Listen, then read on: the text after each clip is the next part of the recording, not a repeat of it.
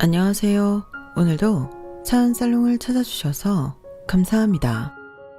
전 항상 사연살롱의 사연을 들으며 하루의 시작을 맞이하고 있는 애청자입니다. 전 얼마 전 한 사람의 지나친 욕심으로 인해 가정의 평화를 와장창 깨뜨릴 뻔한 사람이에요. 세상은 넓고 또라이는 많다더니 사람 대하는 일을 하면서 별의별 사람을 다 만났다고 생각했던 저였는데도 충격을 받고 말았답니다. 터무니없을 정도로 욕심을 부리는 한 사람으로 인해 선한 사람이 얼마나 마음의 상처를 받고 피해를 볼 수 있는지 뼈저리게 깨달은 사건이었죠. 여러분도 제가 겪은 얘기를 들으신다면 제 말에 공감하실 수 있을 겁니다. 동시에 당하고만 있지 않았던 저의 통쾌한 한방을 듣게 되신다면 커다란 재미도 느낄 수 있을 테니 기대해 주세요. 제 동료들은 하나같이 박장대소하며 좋아했으니 분명 이걸 들으시는 분들도 그러실 겁니다. 저는 올해로 환갑을 막 넘긴 아줌마예요. 저에게 눈에 넣어도 아프지 않을 귀한 딸이 있는데요. 아주 오래전 남편을 일찍 보내고 저 혼자의 힘으로 온갖 고생을 하며 키워낸 딸이랍니다. 고작 32살밖에 안 됐던 남편을 보내고 나서 저는 남들처럼 주저앉아 엉엉 울거나 슬퍼할 여유조차 없었어요. 당장 걸음마도 못된 딸아이부터 챙겨야 했으니까요. 중학교만 겨우 졸업한 제가 당시 할 수 있었던 건 당장 시장으로 나가 이 가게, 저 가게에 허드렛 일을 돕는 일이었습니다. 허리가 굽고 손발이 부르트도록 하루 종일 일을 했던 것 같네요. 저희 모녀의 딱한 사정은 시간이 지나며 시장 상인들에게 전부 알려지게 되었고, 감사하게도 평소 저를 안쓰럽게 보시던 한 과일가게 사장님이 저에게 가게를 맡겨주셨어요. 그때부터 과일을 팔며 애를 키우고 또 그 시장 일대가 전부 재개발로 갈아엎어져 대형 마트가 생긴 이후에도 전 마트에서 갖은 야채와 과일, 채소를 팔았답니다. 엄마가 고생하는 걸 어려서부터 보면서 자란 제 딸은 철이 일찍 들 수밖에 없었어요. 남의 집 아이들은 사탕 하나 더 사달라고 울고 떼쓰던 아이부터 저희 딸은 제 일터러와 일손을 돕거나 온갖 책을 보고 또 봤죠.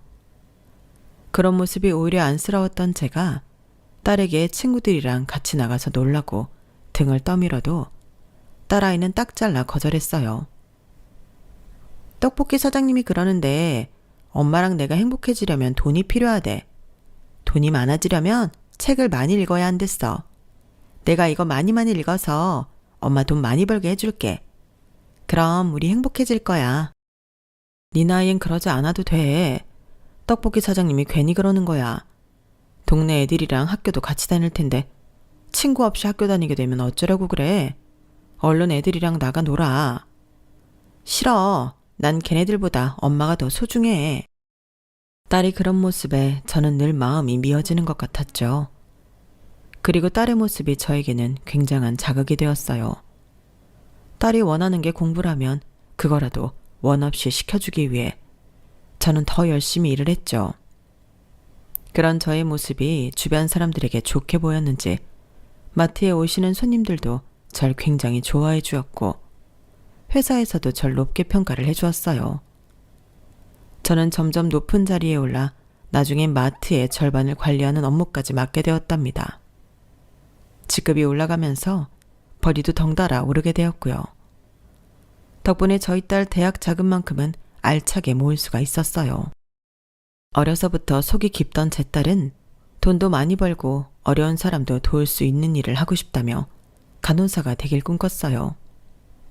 결국 학교 성적이 워낙 좋아 우리나라에서 내노라 하는 좋은 간호대학을 갈 수 있었고 남들이 꿈에 그리는 병원에서 일을 하게 되었답니다. 저한테 제 딸은 제 인생의 모든 것이라고 해도 과언이 아니었어요. 좋은 건 못 해먹이고 못 입혀줬는데도 사춘기 한 번 없이 번듯한 성인이 된 제 딸이 제 인생 최고의 자랑이자 자부심이었죠. 그런데 예상보다 빨리 그날이 오고 말았어요. 저희 딸 입장에서 결혼이라는 단어가 나오는 날 말입니다. 엄마 있잖아. 나 사귀는 사람 있어. 그래? 뭐 요즘 그런 것 같긴 하던데. 근데 왜? 갑자기 무슨 일인데? 엄마, 나 그 사람이랑 결혼하려고. 뭐? 결혼? 어떤 사람인데? 만난 지 얼마 안 되지 않았니? 그 사람은 몇 살인데? 너보다 나이 많아? 응, 나보다 4살 많고 같은 병원에서 일하는 의사야. 만난 지는 1년 조금 넘었어. 정말 좋은 사람이야. 다은이 네가 아직 25살밖에 안 됐는데 좀 이른 거 아니야? 나이만 보면 그렇긴 한데 이 사람 정말 좋은 사람이야. 엄마도 만나보면 내가 왜 결혼까지 결심했는지 알 거야. 딸이 그렇게까지 말하니 저도 더 이상 말을 아꼈어요. 물론 저희 딸이 고른 남자라면 분명히 사람 됨됨이도 바르고 선한 사람일 거라고 믿었지만 25살밖에 안 된 딸이 시집을 간다고 하니 놀랐던 건 사실이에요. 어떤 사람이길래 생각이 깊고 신중한 저희 딸이 그렇게 이른 나이에 결혼을 결심했는지 저도 궁금하더군요. 솔직히 말하자면 저희 딸이 그 전에 연애를 많이 해본 건 아니어서 내심 걱정이 살짝 되기도 하고요. 하지만 얼마 뒤에 만난 예비 사위는 그런 일말의 걱정조차 눈 녹듯이 녹아내리게 만드는 사람이었어요. 딸의 말대로 정말 좋은 사람임이 틀림없었죠. 그날은 이른 초봄으로 아직 쌀쌀한 날이었는데 딸과 예비 사위의 일이 아직 끝나지 않아서 제가 병원 안에 잠깐 앉아서 기다려야 했어요. 두 사람이 늦은 것이 아니라 제가 앞전의 일정이 예상보다 일찍 끝나면서 시간이 애매하게 남은 거였죠. 딸은 밖이 추우니 안에 들어와서 기다리라고 했고 저 역시 혹시나 예비 사위가 일하는 걸 볼 수 있지 않을까 싶어서 흔쾌히 그러겠다고 했어요. 넓은 병원 의자 한 기퉁이에 얌전히 앉아 애들을 기다리는데 딸이 사진으로 보여줬던 그 남자가 한 환자를 배웅하는 게 보이더라고요. 딱 봐도 몸이 불편해 보이는 할아버지였는데 괴팍한 언성에도 넉살 좋게 안내를 하면서 웃는 얼굴로 배웅을 하는 모습이었습니다. 그런 모습을 보니 저 역시 저희 딸이 사람을 제대로 봤구나 싶으면서 안심이 되었어요. 예비사위는 절 못 보고 그대로 다시 들어갔지만 그때의 첫인상이 저에겐 굉장히 좋게 남게 되었죠. 그래서 이후 약속 시간에 만난 사위에게 굉장히 너그럽게 대할 수가 있었어요. 목소리 큰 할아버지한테는 그렇게 넉살이 좋더니 제 앞에선 잔뜩 긴장을 하는 게 우리 딸한텐 정말 진심이구나 싶었어요. 어머님 안녕하십니까? 다은이와 사귀고 있는 강민호라고 합니다. 반가워요. 우리 다은이한테 얘기 참 많이 들었어요. 너무 좋은 사람이라고. 아닙니다. 다은이가 더 좋은 사람이에요. 긴장 풀어요. 우리 다은이가 갑자기 결혼 얘기를 꺼내서 내심 놀라고 당황스러웠는데 이렇게 만나보니 걱정이 싹 사라지네. 인상만 봐도 알겠어. 얼마나 선한지 말이야. 좋게 봐주셔서 감사합니다, 어머님. 결혼한다면서 무슨 어머님, 장모님이라고 해요. 네네. 어머, 장모님도 말씀 편하게 하십시오. 좀처럼 긴장을 풀지 못하는 예비 사위의 모습에 저는 딸과 눈빛을 교환하면서 얼마나 웃음을 참았는지 몰라요. 진득하니 앉아서 이야기를 나눠보니 예비 사위는 정말 진중하고 생각도 깊은 사람이더군요. 저희 딸을 대하는 태도도 너무 다정했고요. 그런 모습에 전 두 사람의 결혼을 흔쾌히 허락할 수밖에 없었답니다. 그날 저희 세 사람은 즐거운 시간을 보내고 헤어졌어요. 저렇게 훌륭한 아들을 둔 예비사도는 당연히 좋은 사람일 거라고 생각했고 그런 집안이라면 제 딸을 믿고 맡길 수 있겠다고 생각했죠. 그런데 그런 저의 생각이 커다란 착각이었더군요. 제가 자식을 결혼시키는 게 처음이라 아니랬던 것 같아요. 며칠 뒤 결혼 준비로 한창 들뜨고 정신이 없던 저희 딸이 축 처진 어깨로 집에 들어오더라고요. 제 배로 나온 제 자식이 그런 모습으로 집에 들어온 적이 처음이라서 전 깜짝 놀랐죠. 딸, 무슨 일이야? 왜 이렇게 힘이 없어? 밖에서 무슨 일 있었어? 아니야, 아무것도. 나 씻고 바로 잘게. 저녁은? 안 먹을 거야? 입맛이 없어서 안 먹을래. 피곤해서 그런가 봐. 지금은 그냥 자고 싶어.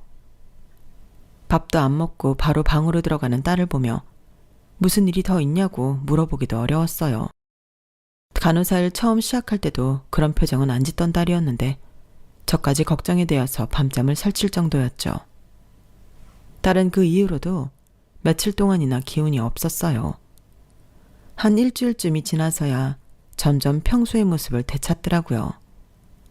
하지만 제가 무슨 일이 있냐고 물어보면 한사코 대답을 하지 않았습니다. 아무 일 없다는 빤한 거짓말만 하면서요. 결과적으로 딸이 다시 기운을 차렸기에 그냥 넘어가긴 했지만 그때의 딸의 표정은 한동안 잊혀지지가 않았어요. 그런 일이 있고 나서 약 보름쯤 지났으려나요? 딸과 예비 사이가 한 번 더 찾아오더군요. 상견례 자리를 마련하려고 한다면서요. 저야 마트에 다니는 일정이 똑같으니 예비 사돈 일정에 맞추겠다고 했고 그렇게 빠른 시일 내에 상견례 날짜가 잡히게 되었어요. 장소는 특이하게도 사돈집으로 정해졌죠. 주소를 찾아보니 강남 한복판에 있는 엄청난 고급 아파트였어요. 인터넷으로 헉소리가 날 만큼 으리으리하고 고급스러운 아파트 외관을 보고 없던 긴장감이 밀려오긴 했지만 그래도 애써 마음을 가라앉히려고 노력했어요. 예비 사이가 그랬던 것처럼 사돈도 저희 형편에 상관없이 마음을 열어줄 거라고 생각하면서요. 상견례 날 저는 최대한 저희 딸을 생각하는 마음으로 없는 돈을 털어 백화점에 가서 마련한 단정한 새 옷을 입고 한 손에는 과일 바구니를 들고 그렇게 사돈댁을 방문했어요. 딸은 저에게 그런 거 안 들고 가도 된다며 한사코 말렸지만 저는 그럼에도 과일 바구니를 챙겼답니다. 특별히 신경 써서 좋은 과일들만 골라 담은 것이고 빈손으로 가는 것보단 낫다는 생각이었거든요. 하지만 으리으리한 엘리베이터를 타고 예비 사돈댁에 들어가는 순간 저는 깨달았어요. 딸이 한사코 비싼 거 들고 가지 말라고 하는 이유를요. 저희 딸이 그런 거 안 들고 가도 예비 사돈이 잘 대해주신다는 의미로 그런 줄 알았는데 현실은 정반대였죠. 이게 무슨 일하는 이모님이라도 드려야겠네. 거기 놓고 들어오세요. 현관문이 열리고 처음 예비 사돈을 보자마자 전 사람 좋은 웃음으로 과일 바구니를 건넸는데요. 제가 건네는 과일 바구니를 보자마자 예비 사돈이 인상을 찌푸리며 이렇게 얘기하는 겁니다.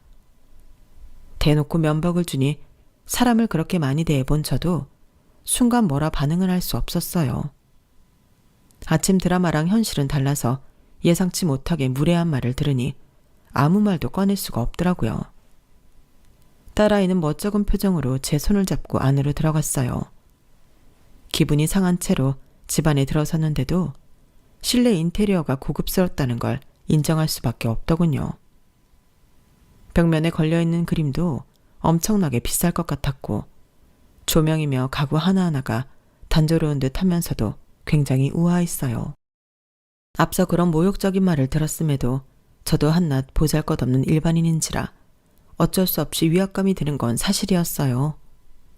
하지만 저희 딸을 위해서라도 그런 티를 내지 않으려고 계속해서 제 자신을 다잡으려고 했죠. 앉으세요. 차린 게 좀 소소해서 민망하네요.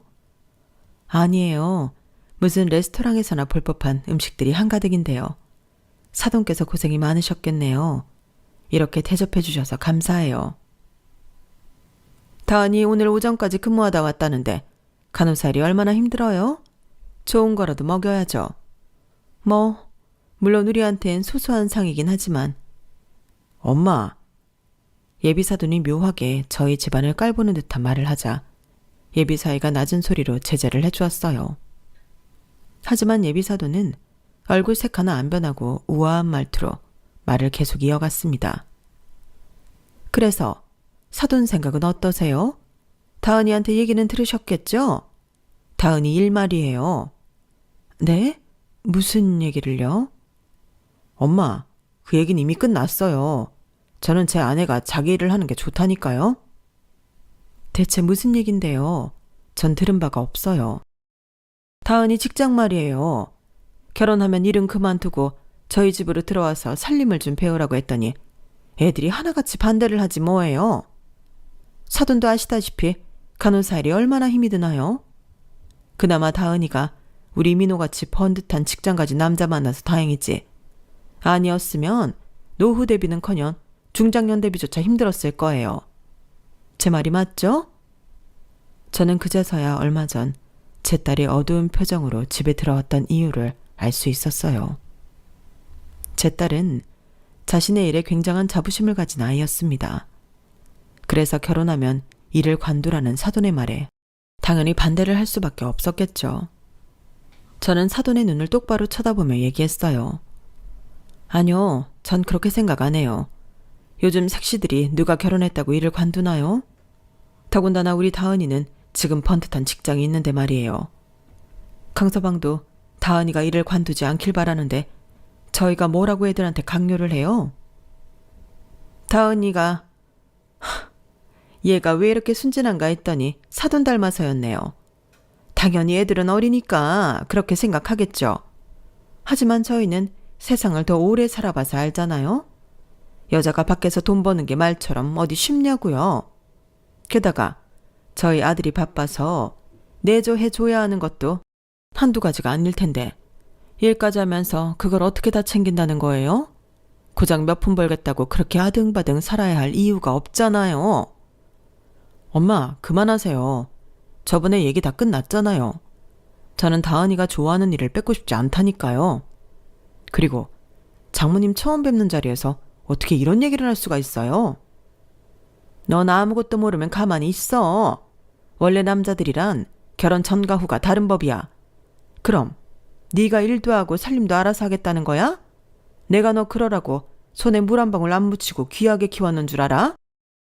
예비사돈의 언성이 높아지자 예비사위는 더 이상 안 되겠다는 듯이 저와 저희 딸에게 다가와 나오라는 제스처를 취했어요. 눈치껏 그 뜻을 알아들은 저와 제 딸은 예비사위의 에스코트를 받고 현관 밖으로 나왔죠. 등 뒤로 예비사돈이 아직 얘기 안 끝났는데 어딜 가냐며 화를 내는 소리가 들려와 순간 욱하고 돌아서려 했지만 저희 뒤에서 저희를 보호해주며 걸어오는 예비사위를 보고 다시 현관으로 향했네요. 예비사위는 집 밖으로 나오자마자 저에게 90도로 허리를 숙여 사과를 하더군요. 정말 죄송합니다, 장모님. 제가 뭐라 말씀을 드려야 할지 모르겠네요. 저희 아버지가 돌아가신 뒤로 엄마가 절 끔찍이 생각하셔서 사전에 충분히 대화를 나눴는데도 여전히 고집을 꺾질 않으시네요. 이런 꼴을 보여 정말 죄송합니다. 제가 집까지 바래다 드릴게요. 집까진 우리가 알아서 갈 테니 들어가. 사돈이랑 다시 한번 제대로 대화를 해봐. 사돈 마음을 돌릴 때까지는 우리는 그만 만나는 게 좋겠네. 나로서도 초면에 이런 말을 듣게 되니 여간 당황스러운 게 아니야. 우리 딸이 간호사가 되기 위해 얼마나 노력했는지 자네 알지? 병원에서도 우리 딸만큼 친절하고 일 잘하는 간호사는 드물 거야. 그럼요. 잘 알고 있어요. 제가 저희 엄마를 다시 설득시켜 보겠습니다. 정말 죄송해요. 사실 예비사돈의 인성이 나쁜 게 예비사위의 잘못은 아니었어요. 오히려 그런 엄마 밑에서 심성이 바른 사람으로 자란 예비사위가 기특한 게 맞았죠.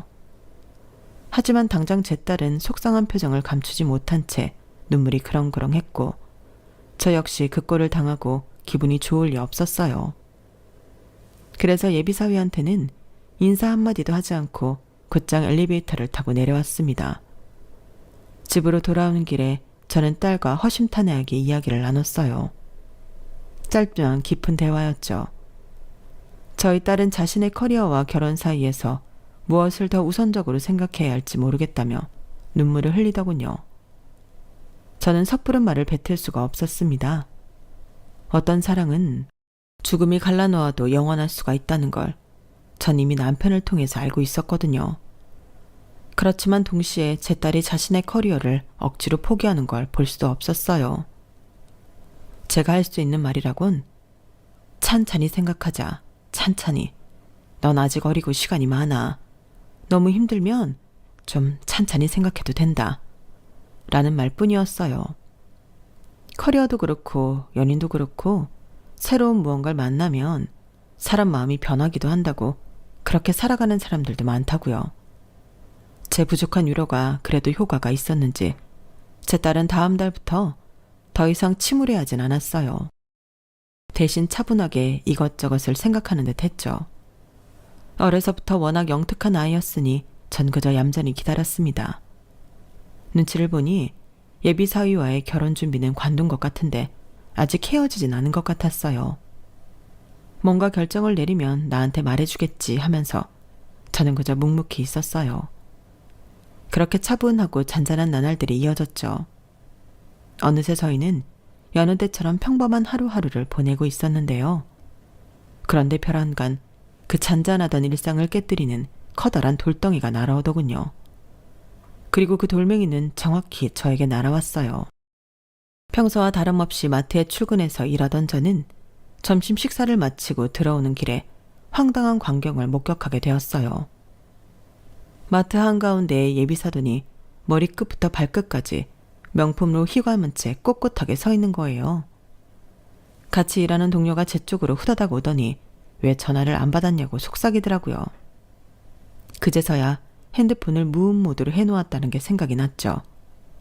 바로 그때 예비사돈은 절 발견하고는 제 쪽으로 또각또각 소리를 내며 걸어왔어요. 눈빛과 얼굴엔 이미 조소가 가득해 보였죠. 어머 사돈, 저번에는 서로 인사도 제대로 못하고 헤어져서 얼마나 아쉬웠는지 몰라요. 그때 대화를 하다 말아서 얘기 좀 하려고 찾아왔는데 이런 데서 일하시는군요. 무슨 일로 오신 거죠? 말했잖아요. 할 말이 있었다고요. 근데 여기 오니 할 말이 더 생기네요, 사돈. 애들 결혼한 후에는 사돈도 일 그만하셔야 될 것 같아요. 우리 아들 장모가 이런 데서 일한다면 저희 아들이랑 제 평판이 어떻게 되겠어요? 이보세요. 지난번부터 정말 지나치게 무례하시네요. 여기도 엄연히 제가 일하는 회사예요. 직장이라고요. 남의 직장에 이렇게 말도 없이 찾아와서 뭐가 어쩌고 저쩌요? 소리 좀 그만 지르세요. 상스럽게. 하여간 가난하고 무식할수록 소리부터 지르고 본다더니 전문가 말 틀린 거 하나 없네. 제 호통에도 눈 하나 깜짝 안 하던 예비사도는 대뜸 저한테 평지봉투 같은 걸 주더군요. 딱 봐도 비싼 백화점에서나 볼 법한 고급스러운 봉투였죠. 흔한 아침 드라마에 나올 것 같은 돈 봉투는 아닌 것 같길래 이게 뭔가 싶어서 열어보았어요. 그 안에는 빼곡하게 글씨가 적힌 종이가 있었어요. 혼수 목록이에요. 아무리 뜯어봐도 구성한 구석이라곤 요만큼도 찾아볼 수 없는 집안에서 혼수를 해오면 얼마나 또 촌스럽게 해오겠어요?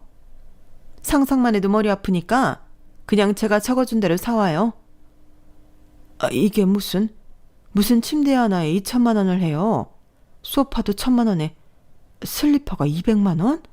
미쳤어요? 대충 계산해봐도 여기 있는 거 다 합치면 몇 억은 훌쩍 넘어요. 뭐 한 5억쯤 된다고 하더라고요. 그게 큰 돈인가요? 그럼 5억이 적은 돈이에요? 그리고 누가 이렇게 혼수 물품을 던지고 갑니까? 그것도 앞으로 가족이 될 사이에. 결혼이 무슨 공짜 리모델링 서비스인 줄 알아요?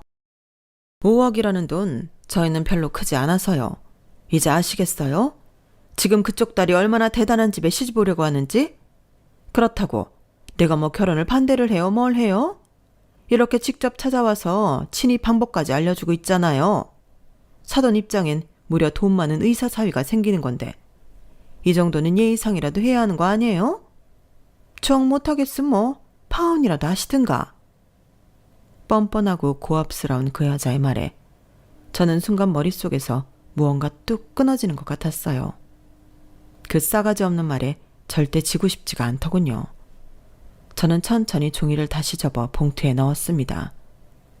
그리고 절 깔보고 있는 그 여자한테 웃는 낯으로 대꾸했어요. 인간 대 인간끼리의 예의는 지켜야죠. 그래요. 어디 한번 해봅시다. 사돈께서 이렇게 빼곡한 목록을 적어오는 정성을 보였는데 저도 제 정성을 보여줘야죠. 그래요. 그럼 그렇게 하세요. 오래 안 기다릴 거예요. 준비되는 대로 바로 주문하세요. 걱정 말고 가세요. 제가 최대한 빠른 시일 내에 준비해 드릴 테니. 갑자기 달라진 저의 태도에 그 여자는 잠깐 고개를 갸우뚱하더니 이내 끝까지 콧대를 높이 쳐들고 마트를 떠났어요. 같이 일하는 동료들이 전부 우르르 몰려와 절 위로해 주었죠. 심지어 장 보러 왔던 동네 친한 아줌마들도 절 위로해 주었고요. 하지만 전 이미 머릿속으로 계획을 세운 뒤라 웃으며 괜찮다고 대답했습니다. 다만 그 와중에도 한 가지 걱정되었던 게 동네에 너무 소문이 날 것 같아 딸에게도 들어가게 될 것 같더라고요. 그래서 저는 그날 퇴근하자마자 딸에게 이 일을 알렸어요. 아니나 다를까 제 딸은 이미 퇴근 후 동네 친한 아줌마한테 이 이야기를 미리 듣고 왔다며 절 걱정했죠. 그리고 제가 의사를 물어보기도 전에 먼저 저에게 이렇게 얘기하더군요. 엄마, 내가 오랜 시간 동안 잘 생각해 봤는데 난 결혼보다는 내 커리어가 더 중요한 것 같아. 내일 오빠한테 연락해서 그냥 헤어지자고 할 거야. 안 그래도 너한테 먼저 물어보려고 했는데 정말 괜찮겠어? 아까 안 그래도 시어머니 될 사람이 엄마 마트에 찾아갔다고 해서 얼마나 놀랐는지 몰라. 난 그런 일을 감내하면서까지 결혼을 하고 싶지 않아. 오빠는 자기가 다 막아주겠다고 하지만 아마 100% 막을 수는 없을 거잖아. 엄마한테 또 이런 일이 생길 수 있다는 게 싫어. 그래, 네 결정이 그렇다면 존중해줄게. 근데 사실 아까 엄마는 사돈한테 혼수 전부 해주겠다고 했어. 뭐라고? 엄마, 그렇게 안 해도 돼. 엄마가 다 생각이 있어서 그랬던 거야. 너도 이제 더 이상 그 집에 미련이 없다면 엄마가 그 인간을 좀 혼내줘도 괜찮겠어? 당연하지. 그 인간 혼내주는 건 나도 동참하고 싶은걸? 그래? 그러면 저는 딸에게 제가 생각하고 있던 내용을 자초지종을 설명해 주었어요. 제 모든 설명을 들은 딸은 그 자리에서 배꼽을 잡고 웃었죠. 저희 둘은 그날로 5억짜리 혼수를 준비하는 데 열을 올렸답니다. 포장지 하나하나 최대한 고급스러운 걸 고르면서 정성스럽게 준비를 했죠. 매일 저녁마다 딸과 함께 준비하는 시간이 얼마나 즐거웠는지 몰라요. 솔직히 지금 생각해보면 그런 즐거움을 준 그 여자한테 고맙기까지 할 정도예요. 대망의 날이 다가오자 저희는 그 여자의 집으로 향했습니다. 계획했던 대로 그날 오전에 오늘 혼수 물건들이 전부 배송될 예정입니다. 사돈께서 기쁘게 받으시길 바랍니다. 라고 문자를 남겨놓았죠. 사실 그 여자가 모르는 사실이 하나 있었는데요. 그건 바로 모든 혼수 물품들을 저와 제 딸이 직접 배달한다는 것이었어요. 저희 두 사람은 저희 몸집보다도 더 큰 택배 상자를 들고 그 여자의 고급 아파트를 찾아갔습니다. 모자를 푹 눌러 쓴 채 현관 호출 버튼을 누르니 문을 열어주더군요. 미리 알아본 바로는 그날은 일하는 이모님이 오지 않는 날이라서 그 여자가 직접 문을 열어준 거였어요. 딸과 함께 엘리베이터를 타고 올라가는데 저도 모르게 긴장이 되어 심장이 콩닥콩닥 뛰더라고요. 초인종을 누르자 드디어 그 여자가 모습을 드러냈고 저희는 문이 열리자마자 택배 상자를 들고 그대로 거실 안으로 들어갔습니다. 그 여자는 상자를 하나씩만 들고 오는 저희를 보고 의아해했죠. 이게 뭐예요? 오늘 혼수가 전부 온다고 했는데 이 2개가 다예요? 자, 잠깐! 신발 신고 들어가지 말아요. 뭐 하는 거예요? 신발을 신은 채로 거실까지 걸어가자 그 여자는 깜짝 놀라 제 뒤를 따라왔어요. 저는 이때다 싶어 거실 한켠에 박스를 내려놓고 모자를 벗었습니다. 그 여자는 절 발견하고 눈이 포도알 만큼 커졌어요. 저는 웃으며 말했죠. 네, 이게 다예요. 오랜만이네요, 사돈. 사돈이 준비한 물건 전부 이렇게 손수 준비해왔습니다. 저도 정성을 다하겠다고 했잖아요. 사돈은 제가 웃으며 이야기를 하니 당황스러웠는지 말을 버벅거리면서 대답하더라고요. 뭐야? 왜 다 당신이 직접 와? 이게 혼수물품 전부라고요? 지금 이게 다 무슨... 아니, 너는 다은이 아니니? 너는 이 시간에 일은 안 하고 왜 여기에 있는 거야? 두 사람 대체 무슨 꿍꿍이냐고? 왜 여기 있냐뇨? 제 결혼이랑 관련된 일에 제가 참여하는 게 이상한 일은 아니잖아요? 더군다나 적어주신 혼수 물품이 여간 많아야지. 저희 엄마가 여기까지 택배 배달을 하시는데 딸인 제가 당연히 와서 도와야죠. 안 그래요? 뭐? 내가 적어준 혼수? 지금 이게 다 혼수 물품들이라고? 딱 보니까 돈도 없어서 꼴랑 조면 몇 개만 들고 온 것 같은데 어디서 두 눈을 똑바로 뜨고 있어. 남의 집에 신발까지 신고 들어오고 말이야. 저는 두 사람이 대화하는 사이에 재빨리 푹 뜯어버렸어요. 그리고는 안의 내용물들을 그대로 거실에 와르르 쏟아냈죠. 아, 이게 다 뭐야? 뭐긴 뭐야? 당신이 요구한 혼수들이지. 내가 당신이 얘기한 거 전부 챙긴 데다가 오히려 더 얹어줬다고? 여기 잘 찾아보면 소파도 있고 TV도 있고 심지어 배도 있잖아. 여기 봐. 제가 엄지발가락으로 툭 친 건 다름이 아니라 작은 배 모양의 레고였어요. 상자 가득 들어있던 레고 조각들이 거실에 와르르 쏟아지자 그 여자는 경악을 하며 소리를 지르더라고요. 기겁을 하다가 그만 발을 헛디뎠는데 굉장히 안타깝게도 레고 조각을 하나 밟았나 봅니다. 아악 하는 외마디 비명과 함께 왼발을 움켜쥐더군요. 그 꼴을 보고 저희 딸은 깔깔 웃으면서 본인의 택배 상자를 뜯었어요. 배가 있는데 물고기가 없으면 쓰나. 어머님, 여기 물고기도 잔뜩 있어요. 어머님이 좋아하는 찻잔도 있고 보석도 그득그득하네요. 뒤이어 딸이 쏟아낸 박스에는 온갖 인형용품들이 가득했답니다. 바닷속 놀이 인형들과 티타임 놀이 인형들, 인형들한테 입히는 각종 옷과 액세서리들이 와르르 거실 바닥에 쏟아졌죠. 딸이 쏟아낸 물건들은 좀 더 특별했는데 저희가 며칠 동안 특별히 묻혀놓은 반짝이들이 가득한 물건들이었어요. 순식간에 그 넓고 고급스러웠던 거실은 온갖 레고 조각들과 인형놀이 도구들로 가득 찬 데다가 반짝이까지 여기저기 범벅이 되고 말았죠. 그 여자는 거의 실신할 정도로 기함을 하며 소리를 고래고래 질러댔어요. 이게 다 뭐야? 이 더러운 것들. 당신 미쳤어? 이거 다 어떻게 배상할 거야? 내가 지금 당장 경찰 부를 거야, 경찰. 경찰 부르면 뭐라고 할 건데? 이게 다 당신이 시킨 일이잖아. 여기 이렇게 떡하니 증거가 있는데? 난 당신이 시킨 대로 한 죄밖에 없어. 제가 주머니에서 혼수 목록이 적힌 종이를 꺼내 그 여자 눈앞에 살랑살랑 흔들어대자 그 여자는 그 종이를 뿌리치려고 허우적대다가 또 다른 레고 조각을 밟고 말았어요. 그리고는 또다시 외마디 소리를 지르며 발을 움켜쥐었죠. 아우 저런. 그러게 왜 자꾸 부산스럽게 행동해요? 얌전히 있는 법을 몰라요? 상스럽게. 그런 여자를 신랄하게 비웃어 주었죠. 저희는 남은 레고 조각 반짝이 털 하나하나까지 탈탈 털어낸 뒤에 친절하게도 상자를 들고 나와주었어요. 그 여자한테 마지막 인사도 잊지 않고요. 우리가 재활용까지 다 해줄게요. 세상에 이렇게 착한 택배기사가 어딨어요? 저희는 이만 가볼 테니 수고하시고 앞으로 만날 일 없으니 알아서 유병장수 하세요. 이렇게 똑 부러진 딸을 놓치다니. 그러게 마음을 곱게 썼어야지 인간아. 얘기 들었지? 알아서 오래오래 불행하게 살아. 그 여자는 엉망진창이 된 거실 한복판에서 얼굴이 새빨개지도록 화를 내며 소리를 고래고래 질렀어요. 뭐라고 하는지는 잘 안 들리더군요. 워낙 흥분했는지 발음이 막 뭉개졌거든요. 또 화를 내다가 또 반짝이 가루가 목에 걸렸는지 캑캑거리기도 했고요. 마지막으로 본 그 인간의 모습이 머리는 잔뜩 헝클어진 채 반짝이 범벅을 한 우스꽝스러운 모습이라니. 저희 두 모녀는 그날 너무나 행복하게 집으로 돌아올 수 있었답니다.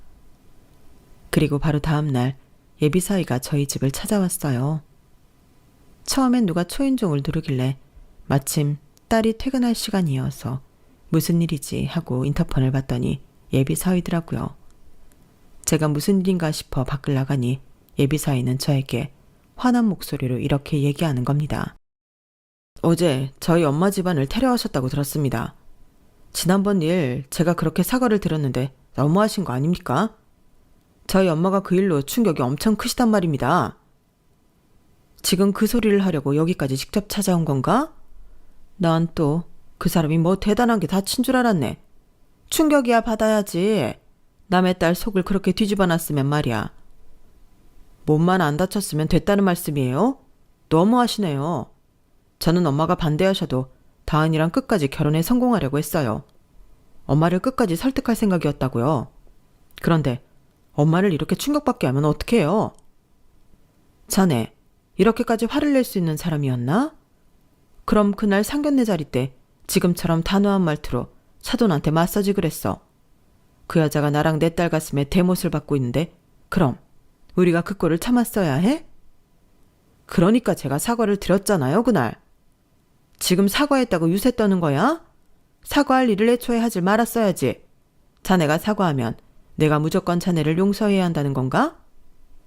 오빠, 지금 뭐 하는 거야? 한참 언성이 높아질 타이밍에 제 딸이 집에 도착해 이 모습을 다 봤어요. 딸의 날카로운 목소리에 그놈은 안색 하나 안 변하고 똑같은 소리를 늘어놓았죠. 그래, 너한테 얘기하러 온 거야. 너 어제 우리 엄마 집 다녀갔었다면서. 참나, 그 전에 오빠네 엄마가 우리 엄마 일하는 데 찾아간 건? 따지려면 거기서부터 따져야지. 남이 일하는 회사까지 찾아와서 혼수를 뭐? 5억을 해주지 않으면 결혼 안 시킨다는 둥 떠들었던 건 왜 쏙 빼놓고 얘기해? 뭐라고? 혼수? 그게 무슨 소리야? 오빠네 엄마가 자기 잘못만 쏙 빼놓고 얘기했나 봐? 그 아줌마가 우리 엄마한테 찾아가서 손수 적어온 혼수 물품을 건넸단다. 자그마치 5억 원어치를. 그러면서 아주 사람 깔보는 눈을 하면서 거기 엄마랑 같이 일하는 사람들 전부 무시하고 싸가지 없게 굴고 갔어. 그것도 몰랐단 말이야? 딸의 말에 그 애는 좀 혼란스러운 모양이었어요. 좀처럼 대꾸를 못하고 어버버 하면서 한동안 우두커니 서 있더군요. 본인도 아마 할 말이 없었을 테죠. 자기네 엄마가 무슨 진상을 부리고 다니는지 그 실상은 처음 들은 것이었을 테니까요. 그런데 역시 그 엄마의 그 아들이 맞더군요. 의사식이나 된 그 좋은 머리로 그 짧은 시간에 무슨 계산을 한 것인지 긴 침묵 끝에 나온 한마디는 바로 이거였어요. 그래서 나랑 헤어진다는 거지? 병원 사람들한테 소문내지 마. 그럼 추천서 잘 써줄게. 그 말을 듣는 순간 전 기가 차서 헛웃음이 절로 나왔어요. 그동안 제 딸을 아낀다는 둥 진심이라는 둥 했던 게 전부 진짜 감정이 아니었구나 하는 생각만 들었죠. 제가 뭐라고 한 소리 하려는데 딸이 한 발 빠르게 나섰어요. 그래, 말 안 할 테니까 이번 달 내로 이직하게 해줘. 딸이 그렇게 말하자 그 모지리 같은 놈은 쿨하게 자리를 떠났습니다.